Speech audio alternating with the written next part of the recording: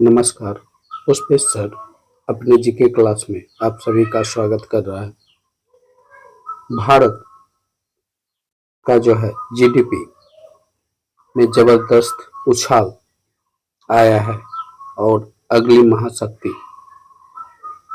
हो सकता है भारत बने। भारत की आर्थिक स्थिरता और वैश्विक अनिश्चितताओं के बावजूद यह आंकड़ा एक मजबूत विकास की राह पर है।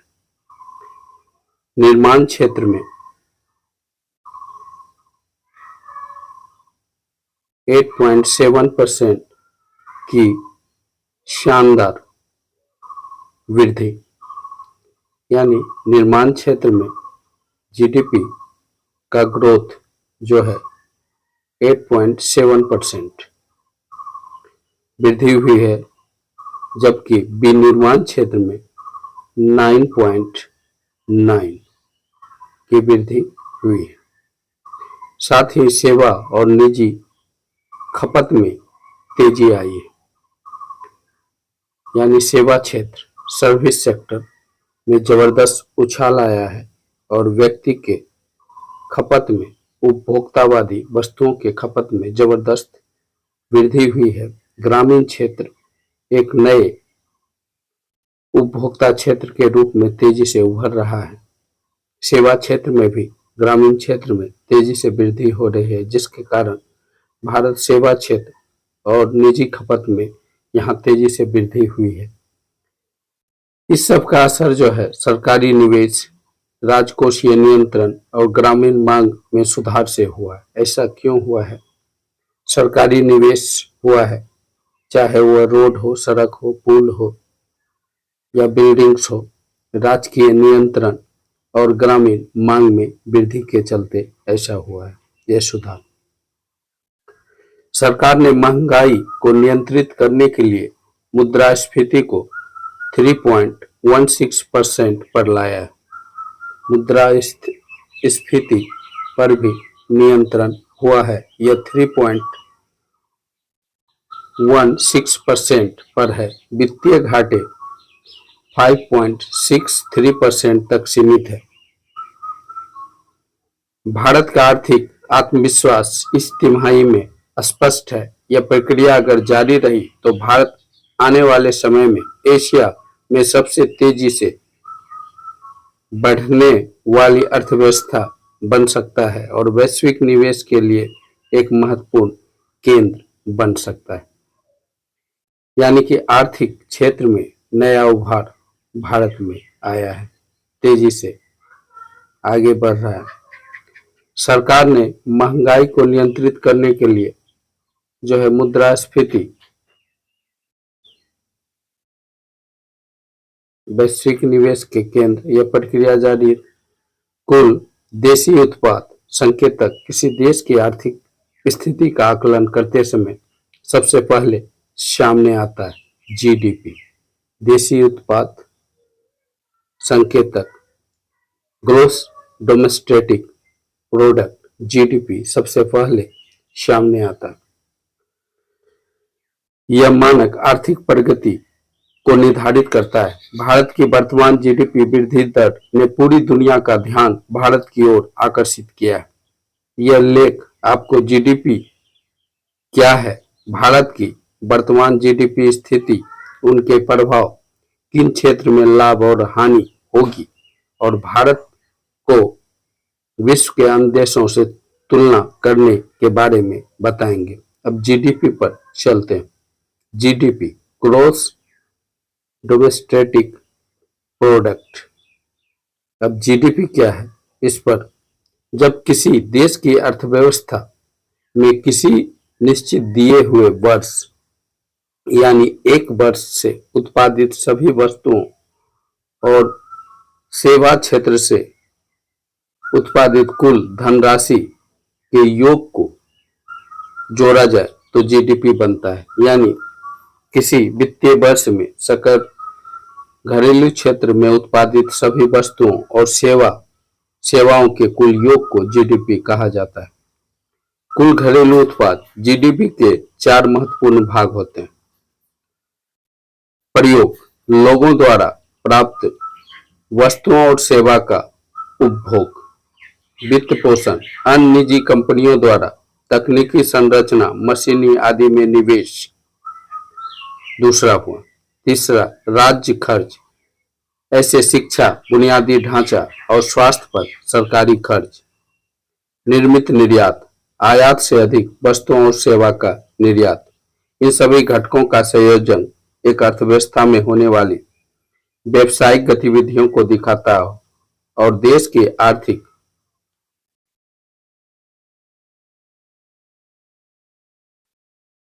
स्थिरता और विकास दर को दर्शाता है। जीडीपी, इसमें CLG plus X minus M, जहां C उपभोग, I निवेश, G सरकारी खर्च,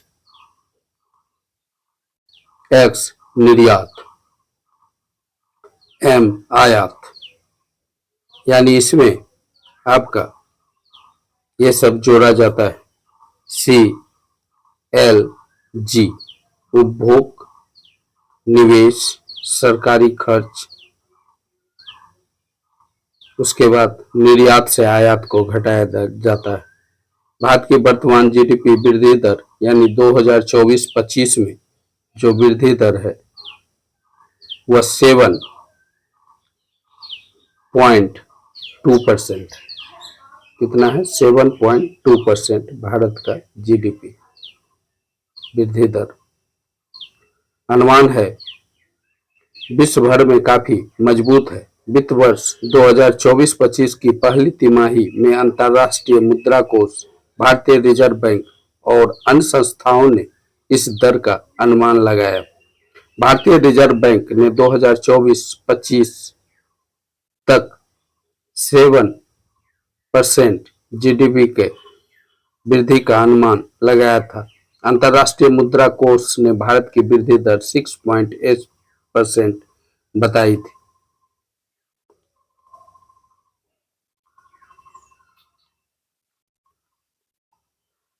विश्व बैंक ने 6.9% से 7.1% के बीच भारत की वृद्धि संभावना जताई है।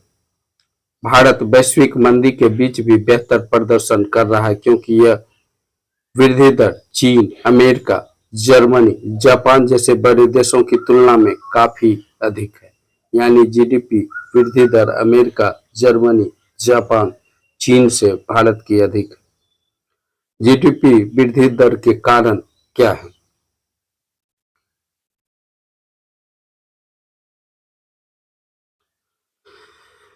कई घरेलू आवश्यकता, भारत के उपभोग आधार विशेष रूप से ग्रामीण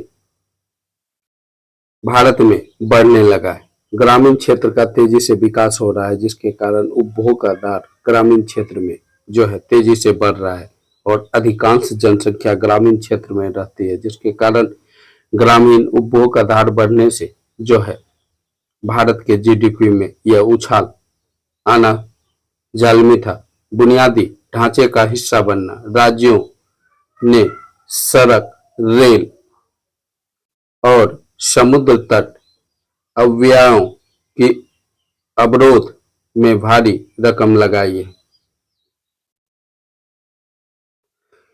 कई घरेलू आवश्यकता, भारत ने उपभोग आधार विशेष ग्रामीण क्षेत्र में बढ़ने लगा है ना। बुनियादी ढांचे का हिस्सा बना, राज्य में सड़क, रेल और समुद्री तट अवयवों के अवरोध में भारी रकम लगाई है। डिजिटल परिवर्तन, देश में परिवर्तन लाने वाले स्टार्टअप, यूपीआई और डिजिटल भुगतान प्रणाली शामिल है। मुख्य सेवा कक्ष, सूचना प्रौद्योगिकी, वित्तीय सेवाएं और पर्यटन अत्यधिक गति से बढ़े हैं। सूचना, इसमें मुख्य सूचना प्रौद्योगिकी, वित्तीय सेवा। प्रभाव, कुल जीडीपी विकास का भारत की अर्थव्यवस्था पर सकारात्मक प्रभाव क्या पड़ेगा? अधिक नौकरी के अवसर, व्यापार और सेवा के नए अवसरों में वृद्धि होने से अधिक रोजगार महासागर आता है। यानी अधिक नौकरी के अवसर तैयार होंगे। व्यापार और सेवा में नए अवसरों में वृद्धि होगी, अधिक रोजगार मिलेगा। प्रत्यक्ष विदेशी विनियोजित को प्रोत्साहित एक सशक्त अर्थव्यवस्था का आकर्षण केंद्र बन जाएगा। वित्त पोषण को प्रोत्साहन एक सशक्त अर्थव्यवस्था आकर्षक केंद्र बन जाएगा। सरकारी आय को बढ़ाना, खपत और व्यापार गतिविधियों में वृद्धि से सरकार ज्यादा टैक्स प्राप्त करेगा। सरकारी आय बढ़ना, खपत, व्यापार गतिविधि में वृद्धि के कारण अधिक टैक्स मिलेगा। दरों के नियंत्रण, उत्पादन ज्यादा होने पर आपूर्ति सरलता से बनी होने के कारण मूल्य दर कम होने की संभावना। नकारात्मक प्रभाव,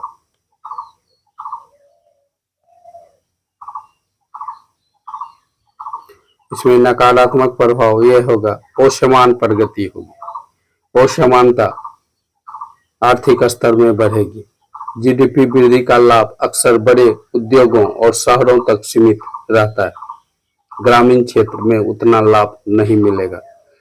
पर्यावरणीय नुकसान होगा। प्राकृतिक संसाधनों का दोहन और प्रदूषण दोनों बढ़ते हैं क्योंकि औद्योगिकीकरण बढ़ता है। कृषि क्षेत्र में निष्क्रियता, जीडीपी बढ़ने के बावजूद कृषि क्षेत्र की हिस्सेदारी घट रही है,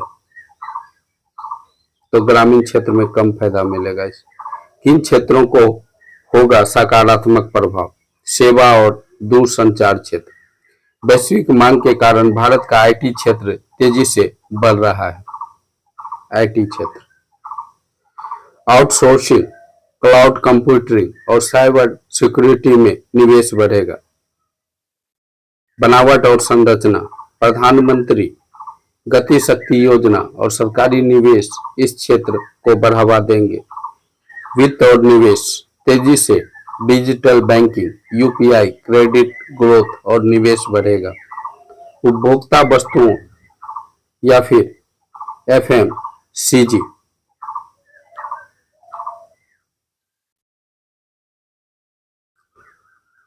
में वृद्धि होगी। शहरी और ग्रामीण क्षेत्र में खपत में वृद्धि से इस क्षेत्र में उछाल आएगा। किन क्षेत्रों पर पड़ेगा नकारात्मक प्रभाव? कृषि पर इसका सबसे ज्यादा नकारात्मक प्रभाव पड़ने वाला है। यह क्षेत्र जलवायु परिवर्तन, मानसून की अस्थिरता और कम सरकारी प्रोत्साहन के कारण पिछड़ रहा है। जलवायु परिवर्तन, तेजी से क्लाइमेट चेंज हो रहा है, इसके कारण उत्पादन कम हो रहा है और मानसून की अस्थिरता भी कृषि पर प्रभाव डाल रहा है और सरकारी निवेश में कमी आ रही है, इससे कृषि पिछड़ रहा है। कृषि का जीडीपी में हिस्सेदारी लगभग 16 से 18% रह गया है। 16 से 18, कभी 23-24 था। छोटे और मध्यम उद्यम सेक्टर, छोटे उद्योगों का संघर्ष कच्चे माल की महंगाई, कम ऋण की उपलब्धता और प्रतिवर्ष प्रतिस्पर्धा से है, यानी छोटे और मध्यम उद्योग पिछड़ेंगे। वस्त्र और हस्तशिल्प उद्योग, वैश्विक मांग में कमी और लागत बढ़ रही है। वैश्विक तुलना, भारत बनाम अन्य देश। 2024 से 25 में भारत की जीडीपी दर 7% रहने की संभावना है, जो इसे विश्व की सबसे तेजी से बढ़ती प्रमुख अर्थव्यवस्था बना देगा।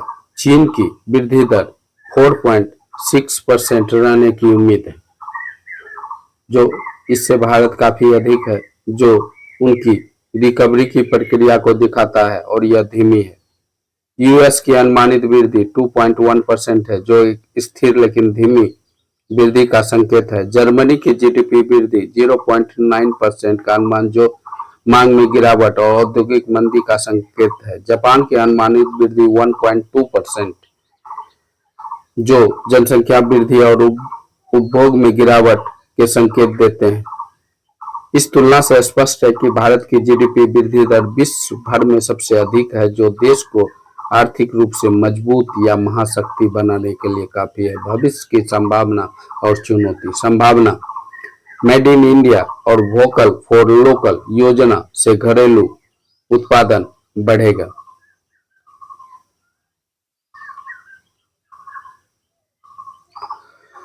युवा जनसंख्या और उद्यमशीलता की संस्कृति भारत को वैश्विक तकनीकी शक्ति बना सकती है। युवा जनसंख्या और उद्यमशीलता की संस्कृति जो भारत में पनप रही वैश्विक शक्ति बना सकती है। भारत को ग्रीन एनर्जी और इलेक्ट्रॉनिक वाहनों की दुनिया में पहला स्थान दिला सकता है। चुनौतियां, काम की कमी, जीडीपी बढ़ने के बावजूद पर्याप्त रोजगार नहीं पैदा होना है। खर्च, खाद्यान्न और कच्चे तेल की कीमत बढ़ना, धन की असंतुलन, सरकारी घाटा और कर्ज में वृद्धि की आशंका, विश्वव्यापी असंतोष, रूस यूक्रेन युद्ध और चीन ताइवान तनाव भारत पर प्रभाव डाल सकता है। कुल मिला के कहा जाए भारत का जीडीपी विश्व स्तर में जो है काफी उछाल ले रहा है और कई शक्तिशाली देशों से भारत की जीडीपी वृद्धि दर अधिक है। इससे पता चलता है कि भारत वैश्विक महाशक्ति बनने की ओर अग्रसर है। वीडियो कैसा लगा जरूर बताइए। वीडियो अच्छा लगा तो वीडियो को लाइक करें, चैनल को सब्सक्राइब करें। ओके।